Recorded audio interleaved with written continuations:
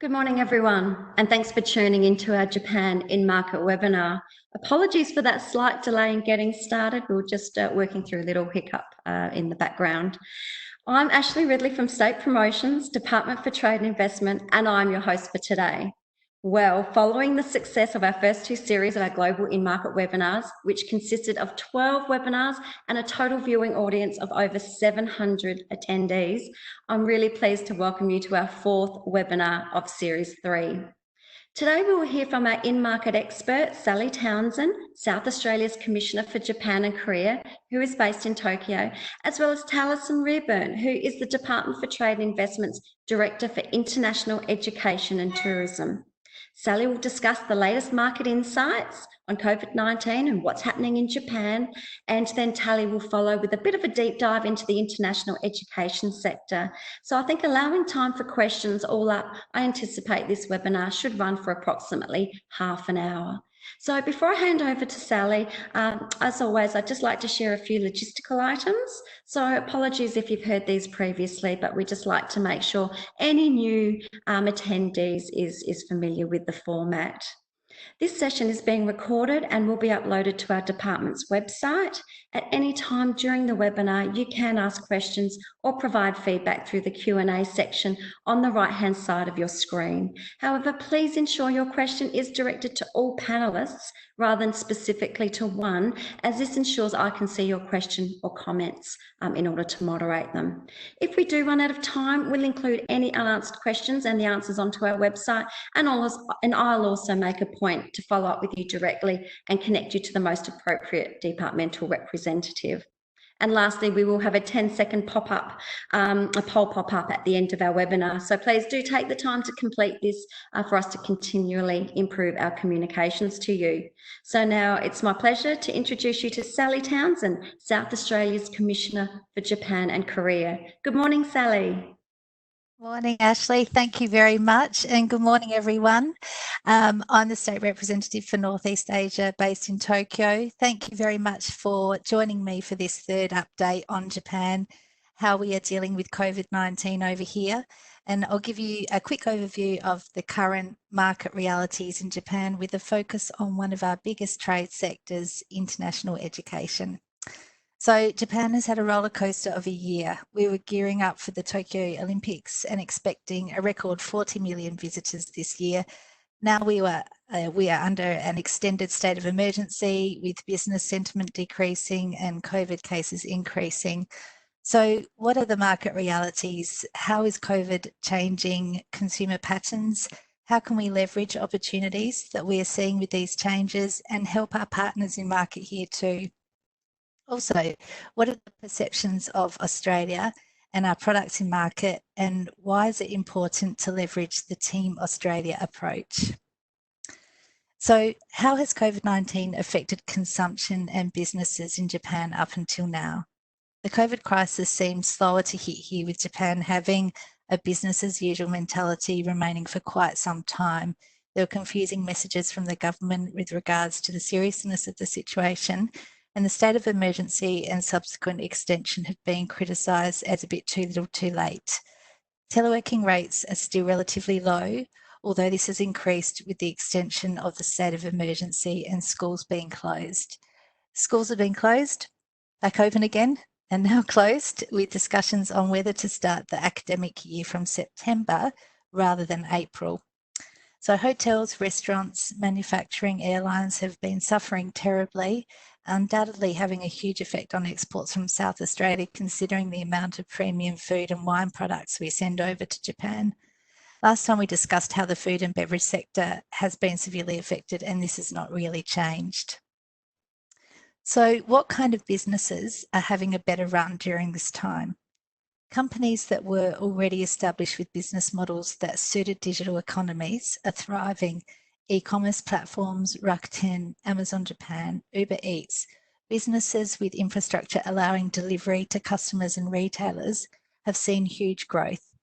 Businesses that invested in digital platforms are the winners here, and more demand for web shopping is nudging traditional retailers to invest in digital infrastructure to attract more customers. So what kind of change in consumer patterns are we seeing? Japanese shoppers typically shop every day for fresh produce, but the Tokyo governor asked them to limit their shopping to every 3 days, so purchasing habits are changing too. They're buying more in one go, which means packaging and serving sizes will change as well. Online grocery sales have risen dramatically, and consumers who before the outbreak did not shop online now see it as an essential service. Online sales of cooking appliances and refrigerators rose almost 20% in March this year. Flour, butter, and general baking supplies are selling out. Shoppers are buying directly from producers. So digital platforms and social media sites connecting growers, fishers, etc., dealing directly with consumers are increasing. And of course, the interest in boosting immunity is seeing the demand for superfoods increase, and this will definitely continue post-COVID. We are seeing the start of the at-home hashtag, wine at home, restaurant at home, enjoy at home. So big brands in market are posting tutorials online on how to enjoy their products at home, and they're seeing record reviews. MLA, for example, Meat and Livestock Australia, is promoting healthy beef cuts and posting cooking videos online to show the best way to cook Aussie beef at home. So this kind of activity by well-known Australian brands in market also helps to build the profile of Australian goods in market and thereby demand for Australian produce. The Tokyo office is working on a calendar of Instagram live sessions where our own F&B ambassadors under our own Tasting South Australia branding will be introducing products available in market here too. Visibility with a story in Japanese is very important here. So we can say what consumers want now and what they will continue to want post-COVID is fresh, fast, safe and direct to their door. And this will have big implications for B2B as well as B2C. And how do we facilitate and enable our partners and distributors in market to act in that same capacity for their customers is very important. So now that Japanese companies are getting a bit more comfortable with virtual meetings, just a little bit, it is an opportune time for SA businesses to strengthen relationships with our partners in market and understand what demand or consumer issues they may have, and if there are areas we can support more. So reaching out like this, staying connected and supportive and asking how we can help, even if we can't, is greatly appreciated here. So what is Australia's market, image in market, and how can that help all sectors? So Australia's image is as a producer of safe, clean, premium products, and that will help us greatly through and post-COVID. And it also extends to our country image on the whole. We are perceived to be welcoming, friendly, trustworthy, politically stable, and also as a leader, thanks to our government's quick response to COVID. This is something we have to leverage across all sectors, in particular the one other sector where we are still seeing an appetite in the Japanese market, and that's the appetite to study abroad, international education. So COVID-19 has literally stopped international education in its tracks, yet we are seeing this desire by young Japanese people to pursue education in Australia through the sheer number of participants in the online webinars that Austrade or educational institutions in Australia are hosting. The state of emergency, coupled with the closure of schools and inability of the schools and universities to commence quality online learning, has provided an audience of keen young people who are eager to learn more about studying abroad. Education system reforms and new initiatives introduced by the Japanese government just last year aimed at getting schools and students ready for competing in a global world have also increased pressure for Japanese students to study abroad at a younger age too. So there is also a marked increase in Japanese students studying the IB or looking to study IB abroad so they can go on to tertiary education overseas. Traditional methods of student recruitment are now not possible due to travel restrictions. Budgets have disappeared, so visits for one-on-one meetings with schools, agents and so on have been replaced with soft recruitment. And a number of Australian schools and universities are using online interactive webinars with topics like how to succeed at an Australian university, what kind of skills are required for a post-pandemic digital media world, and so on, to reach out to potential students. So these are free, interactive, the topics are interesting and relevant, and the language used is easy to understand. These are also a very effective way of showing the capabilities of Australian education institutions when schools and universities in Japan are facing issues with being unprepared for online learning, with complaints of lectures being difficult to access, and questions over whether students will receive credits for classes taken online. Australian educational institutions do exceptionally well at the Team Australia approach, and this is supported by the federal government through Austrade. So Study Australia 2020, it used to be called AFUI. The Australian Embassy-led Education Expo was cancelled this year, but there are a number of initiatives in the pipeline that schools, career colleges and universities can utilise. So who are our competitors in international education and how are they looking post-COVID-19? So our main competitors are the USA and UK, with Canada rising, and probably the number one is New Zealand. So this is where we go back to the point of Australia's image in Japan. We are perceived to be welcoming, friendly, trustworthy people, and our country is considered safe, politically stable, and welcoming to foreign students. And this is where we have a distinct advantage over our competitors. Australian education institutions are leading the way too in their online activities, and so far have produced more engaging and interactive content than our competitors, and they've been much faster to utilise online platforms to reach potential students too. In Australia's study on post-COVID international education demand, safety came out as the top priority for many students, as did student support, proximity, value for money, and flexibility. So this makes South Australia the ideal destination for young Japanese people to engage from a 3-week study tour to a double diploma at high school or pursue tertiary education. The South Australian Government led the way, being the first state to show commitment to the international student community with their $13.8 million international student support package. And this has not gone unnoticed at all. It shows agents, parents, teachers, and institutions alike that students are a really valuable part of our society here in South Australia. So I believe Taliessin, who is the Director of International Education at the Department of Trade and Investment, has a lot more knowledge on this than I do, and he will talk more about the issues facing international education in South Australia and how the government plans to encourage more students to Adelaide once borders are open and once we are ready to accept overseas students.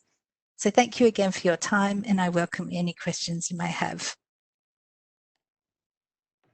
Thanks, Sally. That was fantastic. Really good to hear that, you know, South Australians or Australians themselves are portrayed in such a positive manner. Without taking any more time away from our presenters, I'd now like to introduce Talley. The Department for Trade and Investment was very lucky to gain Talley into the role of Director for International Education and Tourism from Austrade. So he's got such broad experience and knowledge across all areas, but specifically today he's going to share his insights on the international education sector. So welcome, Talley. Thank you for joining us. Thank you, Ashley, and thank you, Sally, as well, for that overview of some of the things happening in the Japan market. Hello, everyone. It's a real pleasure to be here and to meet with you virtually, which I think is the new normal for many of us in our engagements with businesses. As Ashley mentioned, I've recently joined Department of Trade and Investment, taking on the Director for International Education role, and it's been a very challenging time to join South Australia, but also one in which I think we've already managed to kick a number of goals for this sector, which I'll just talk about briefly. I think we do need to acknowledge what an unprecedented time this is for the, well, globally, but for more so for the international education sector, particularly with its impact on borders and international relations and the ability for students to move internationally. However, in saying that, I think South Australia is now in a very good position. If we look globally, South Australia has had a very strong response to the health crisis. And I think just the recent announcements in regards to this week with a return to face-to-face teaching for tertiary education demonstrates how South Australia is moving. And I think that's being recognised by different parts of the world as well. And certainly what we're seeing through our international offices is recognition of the work South Australia has done. But look, before we talk specifically about some of those activities and initiatives here, I'd just like to I guess, return to some of our fundamentals. And talking specifically about the Japan market, when we look back at 2019, we would see that Japan was our 11th largest source country for South Australia, a really important market for us for international education. And that in 2019, we saw about 15% growth in enrolments from Japan. So looking at a very strong base in which to enter into 2020. Now, things have been very difficult this year. We have been working very closely with our federal counterparts, and in fact, just last week received an update of latest visa numbers of those impacted by the coronavirus. And I can, I guess, share some of those numbers. So as of the 5th of May, which is just last Tuesday, South Australia had approximately 31,000 international students in South Australia, still here in South Australia, undertaking their study through a variety of forms, and that's across all those different subsectors in the education sector. But we also had nearly 7,000 students offshore who are enrolled and continuing to study from their home markets. And many of those, a majority of those were in the China market, because that was one of the first borders that was closed. But for Japan, we currently have about 134 students enrolled in South Australia, but currently based in Japan, so continuing with their study through online and other channels as well. So I think that's just something to bear in mind, that data is available, and I can provide further analysis to people on individual markets and sectors as of last week. And as I mentioned, we're working with our federal colleagues to get regular updates on that as well. So that's a little bit of background in regards to where we stand. The other thing that many of you may have seen was that a very large global survey undertaken by IDP, which was released last week. It was a survey of approximately 7,000 students across the world regards their intentions for international study. Many of these students having returned to their home markets. The good news from that survey was that Australia, Canada and New Zealand were seen as particularly favourable, which is very positive, although very stiff competition for us. But also that approximately 70%, which is quite a high number, were committed to continuing with their global studies. And that was looking at a 3-month window, a 6-month window and a 12-month window. So I guess the fundamentals and the stability in the sector is still there. So while we all go through what are very challenging times and we're unsure what is going to happen in the future, we have a good reputation, we are in a good position globally, and the students that have returned to their markets are saying they intend to come back to places like Australia. So we're in a good position. While this has been happening, we've also been working on that Team Australia approach from back here in Australia. So engaging significantly with the other states, but also with Austrade, with Department of Home Affairs. And one of the things that Sally mentioned was around that virtual recruitment approach. So obviously those traditional face-to-face recruitment activities are no longer happening. And we've been working with Austrade to develop a series of resources to develop virtual recruitment capabilities. And those are being published on the Austrade website. So please, if you haven't had a chance to have a look at those, have a look at that. And if you have any trouble, I can provide links for that as well. The big news item, I guess, for South Australia is that we were the first state to announce and release a dedicated international student support package. And that was a 13.8 million package that the Premier and Minister Ridgway put together and announced back in April. And hopefully many of you are familiar with that. My understanding is that the application process is going ahead today. So we're expecting for those grants to individual students to be flowing very soon. And also we're working with many of the institutions to make sure that students are aware of this package that's there for them. So that's been the big piece of news, and perhaps it's dominated what South Australia has been doing for international students. but there have actually been a range of other measures which may have slipped a little bit under the radar. I guess one was grants for the not-for-profit sector and community groups, and through Department of Human Services, there's been grants for community groups of up to $10,000. Now, these are to help provide really emergency and essential services, such as food provision to many at-risk groups. And this includes many temporary visa holders, including international students. So that's been passed out. Also, we've done some work with the Consumer and Business Services, and they provide advice and support to consumers, in particular in relation to housing and rental conditions. And they've provided some dedicated resources around housing for international students as well. We've also been doing some work with the Office of Training Advocate around making sure that students, particularly in crisis, are receiving advice and resources that they need. So that's been that other, line of engagement with at-risk students and trying to make sure that we have all bases covered. In that as well, I really need to acknowledge the work that Study Adelaide has been doing. So throughout this process, they've provided a whole range of resources for students and institutions and advice to students as well around the types of support mechanisms they can get. They've been leading in regards to the implementation of the 13.8 million international student support package and continue to do a fantastic job in outreach and support for the sector here in South Australia. They've also been doing a number of outreach activities with community groups here to understand, making sure that community groups understand the needs of international students, and also making sure that government understands the needs or how international students are presenting in regards to their needs as well. They've also done some outreach with education agents globally and have done a series of virtual engagement with those. We continue to work closely with institutions across the board, and we'll be providing updates to many of you going forward. A number of other things that we have done and continue to do, and I guess this is an acknowledgement of the importance of this sector to South Australia, is that Minister Ridgway has called a number of out-of-session meetings of his Ministerial Advisory Council for International Education. So just in the last month, I think we've had 2 meetings of that council, where we've been able to canvass issues related to both student support, but now looking more ahead to the recovery. And it was in fact through the discussions at that council that we were able to put the need for a return to face-to-face teaching high on the agenda for SA Health to look at in regards to the first of the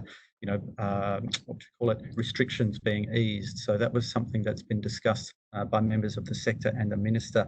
Looking further forward, I think there's a range of challenges, obviously, without borders opening.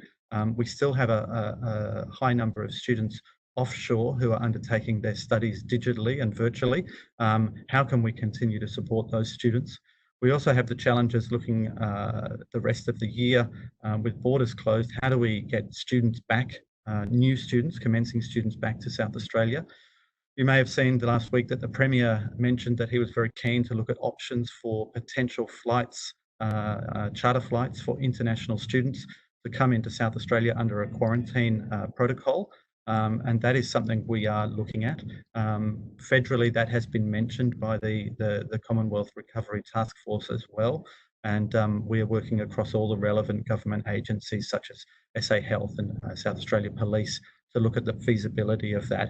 I certainly don't want to make any sort of commitments to that, but we are looking at it very closely to see if it is possible, because for many students, particularly those who are approaching the end of their qualifications, it's important that they get the best educational outcomes they can. And in many cases, that means returning to South Australia where possible. So we're really looking at that. And that, I hope, the aim is for that to underpin our quality products and services in the education sector and our commitment to the educational outcomes for students globally. That's what we base our reputation on. And also we're looking at that for how we can progress as borders begin to open. So I think we don't know yet when international borders will open. We haven't really got any sort of realistic sense of that as far as dates are concerned. But we are engaging with our markets, with our priority markets, and with all the markets that where we have international students represented in South Australia. to maintain contact, build those relationships, and you'll see from the work Sally is doing, and continue to position ourselves as a quality destination, and a safe and healthy quality destination as well. So I think I might just leave it there, and we can open up for some questions. And I'm more than happy to take questions more broadly beyond just the Japan market, around anything that we are working on here in Adelaide as well. So thank you very much. That was fabulous. I myself, I work in the department, and I was surprised with the number of grant and programs and initiatives that you're doing in the international education sector. So well done. Got such great, passionate people on board. So, Sally, great first-hand information about the current situation in Japan. International education, it's certainly a particular industry that's been of high interest to our attendees. Every webinar, we always receive questions and a high attendee rate from our educational institutions. So I'm sure your information and advice have been very well received. So we've come to the interactive part of the forum where our attendees can ask our presenters any questions. It doesn't have to be around international education. It can be around any of the other sectors that may be of relevance to your industry. And it's from previous feedback, this is an area where our viewers really look forward to. So please, while we have Tally and Sally online, it's a great opportunity for you to raise a query or a comment that's relevant to you. Again, submit your question through the right-hand side of your screen, or if you're on a mobile device, click on the three dots and you'll see the Q&A feature appear. So we have a couple of questions. So we already have a couple of questions for you, Sally and Tally, so we'll get started while some more questions filter through. There are a couple of educational questions. So perhaps, Sally, this might be one that's applicable to you. How can SA schools or universities compete with US, UK universities if Japan decides to change the academic year to start in September? Thanks, Ash. And this is something that is not going to be of advantage to us, to be honest. We start at the beginning of the year, but what we can do is really show how flexible our universities and education institutions are by receiving students partway through the year, for example, and just really focus on the good points that really put us ahead of our competitors: the proximity to Japan, the safety aspect, that political stability, the welcoming attitude of South Australians, and even just that, well, now it's only half an hour, the time difference, it just brings the proximity between our two countries that much closer. So I think we really have to focus on those parts and work with our educational institutions to show that we are flexible. That's great. Again, if you have any questions or anything around that, we can always touch base with you separately post the webinars. Ashley, could I just add a comment on that as Absolutely. well, and back up Sally's point? I think, when a country such as Japan makes a significant change like that, there is a Team Australia element to it as well, and we really will be leveraging the work nationally that gets done to position Australia within that flexible approach. And I would say, there's countries that are on the Northern Hemisphere timeline that we compete incredibly well in. So as much as it all changes create a different competitive environment, but I do think we're still well placed. And I'd also highlight that Australia and Japan have very long-standing and deep relationships. And we are coming from a position of strength in regards to our positioning. So I don't think this is a reason for us to step back, but rather more to step forward and do a bit more engagement. Excellent. Nikki Jang is from TAFE SA. She mentions that before COVID-19, Japanese students would like to apply to VET courses such as business, events management, etc., with a short duration, 6 to 12 months, and also the ELICOS programs to progress their English. Her question is, will the demand of the products be the same or changed post-COVID-19? What are your thoughts there? This is really interesting, Ash. I think they will change, and we've seen how just some webinars I watched on the weekend that Bond University had put up online, and they'd put up content about how to deal with a post COVID-19 world and what kind of industries will probably thrive. So I really think what are interesting subjects or curriculums for Japanese students, I really think that will change. ELICOS will never change. ELICOS will still be, if anything, more popular than ever, I believe. But we'll be probably looking at, I mean, I've just talked before about how consumer choices are moving in a different direction with shopping, for example. So e-commerce and all of these digital platforms are really going to probably come more to the forefront for student learning, I believe. Great, thank you. Adriana. Hi, Adriana. Good to see you join in again. Again, she's complimented you both on your presentation, so thank you. In addition to supporting international education in Australia, do you support the sale of Australian products for education in international markets? Hi, Adriana. I think Adriana watched our first event too. Thanks for watching again. Yeah, sure. I imagine there are going to be a number of products that will come up that, will make studying easier in this new environment. So please get in touch with me, maybe through Ashley, if you can put us in touch directly so we can talk about what kind of products you have. I've been talking with another person about a health and wellness product that is specifically for schools to engage digitally with their students. So I'm sure there are a number of ways we can work with educational products in the market here. That's excellent. A couple of people have actually submitted similar style questions about the treatment of international students here in Australia. Because of the number of reports, I should say, obviously these are unsubstantiated, particularly against, Asian-looking people. Has this damaged our standing in any way to Japan? These reports have come through and I've heard of anecdotal evidence of these reports. And I mean, it's just an absolute shame, but it has happened and it probably will continue to happen. But I think what we really have to show here is the commitment the government has to welcoming international students to South Australia for their education destination.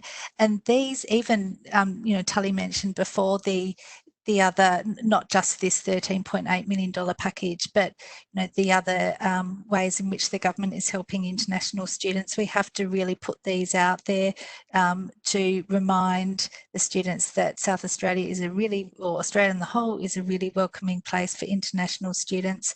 And these are cases that have come up and it is a real shame. But if we just keep pushing the message that we are welcoming and we're accepting and we're looking forward to having everyone back, I think that's very important. Yeah, we do. We look forward to having them back too. We're missing those students around town. On that question, why are international students so important to South Australia? Sally, maybe I'll add a comment to that. Well, I guess, look, first of all, I think in 2019, international education was South Australia's largest export. So, at the bottom economic level, it brings in a lot of revenue for the state. We know that for approximately every 4 international students, one entirely new job is created in South Australia. And for every 2 international students, we have another visiting friend and relative come to South Australia as well. So the broader benefits to South Australia are really quite significant. In saying that, though, the educational benefits as far as having a globally sort of culturally relevant group of students in our institutions is the other benefit. And even once these students graduate, the connections that they bring into their markets fuels further opportunities in business for South Australia to engage with those markets as well. So it's one of those sectors that really is a win-win for South Australia and for the students who get a fantastic qualification.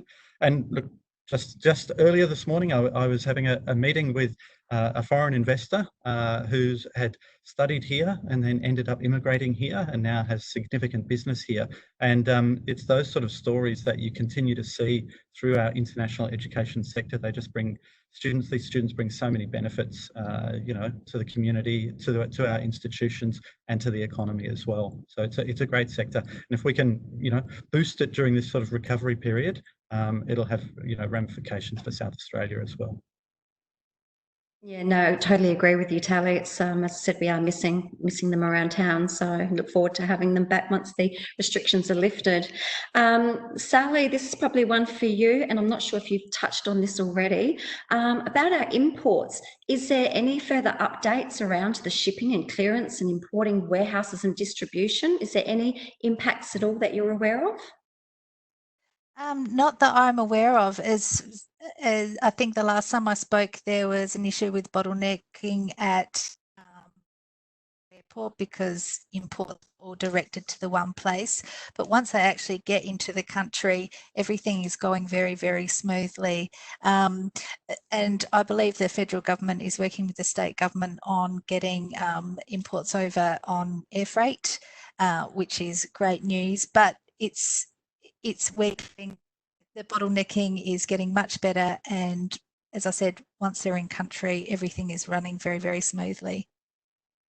Well, that's fantastic. Well, that's wrapped up all the questions we have. So last opportunity for anyone while we're wrapping up, but otherwise, to recap, local industry has so much government support. You've heard from Sally, you've heard from Tally, our offshore and onshore departmental representatives. Tally reflected on Karen Kent, the CE of Study Adelaide. She's been online watching and she's there ready to support you as well. So we've got such close connections, federal government, local government, our fellow international market team, our sector focus team, our trade start advisors. We're all here to ready to support you. So thanks so much, Sally and Tally. It's been fantastic having you join us today. Really interesting. I take away something new every session as well. So to our viewers, please do take the time now to complete the short poll that's now on screen. Remember, you can submit feedback and suggestions for future topics, such as a longer Q&A. We're trying to build that into the sessions. We really do listen. These webinars are for you. We want to help you. We want to ensure you have the latest reliable information directly from our South Australian in-market and, of course, our onshore reps as well. So we need to know what works, whether this is the right format. And lastly, hope you can join us on Thursday, this Thursday, 14th of May at 10:30 for our next Malaysia in-market update. We're going to welcome back South Australia's representative in Malaysia, Adil Akbar, as well as a representative from Austrade Kuala Lumpur. Following the general update, they'll share their latest insights on the challenges and opportunities in the services and technology sector in Malaysia and the wider ASEAN region. So it should be a really good session, which forms part of our High Tech Month. If you need to see any information, head to our website for upcoming webinars, our sector months, or view even previous recordings. Visit www.ditti.sa.gov.au/webinar-series. So thanks for tuning in, and we hope to see you here online again soon. Have a great day. Thanks, Ashley. Bye, Tally. Thanks, Sally. Thank you.